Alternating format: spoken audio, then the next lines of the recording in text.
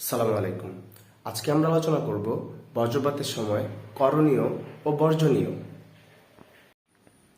বজ্রপাতের সময় করণীয়: দ্রুত নিরাপদ স্থানে যেমন কনক্রিটের ছাউনি বা বিল্ডিংয়ে আশ্রয় নিন। গাড়িতে থাকলে জানালা বন্ধ রাখুন। যদি খোলা স্থানে থাকেন তাহলে পা গুটিয়ে 2 হাঁটু মুড়ে মাথা নিচু করে বসে থাকুন। ইলেকট্রিক ডিভাইস বন্ধ রাখুন। রাবারের সোলযুক্ত জুতা পরুন। সৃষ্টিকর্তার কাছে আশ্রয় প্রার্থনা করুন। মুসলিম হলে দোয়া ইউনুস পাঠ করুন। বজ্রপাতের সময় বর্জনীয়: উঁচু গাছ, টাওয়ার, ধাতব পদার্থ দ্বারা তৈরি যেমন জানালার গ্রিল, বারান্দার গ্রিল, সিঁড়ির রেলিং স্পর্শ করা থেকে বিরত থাকুন।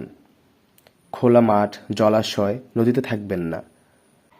মোবাইলে কথা বলা বা ইন্টারনেট চালানো থেকে বিরত থাকতে হবে। সকলে জড়ো না হয়ে আলাদা থাকার চেষ্টা করুন।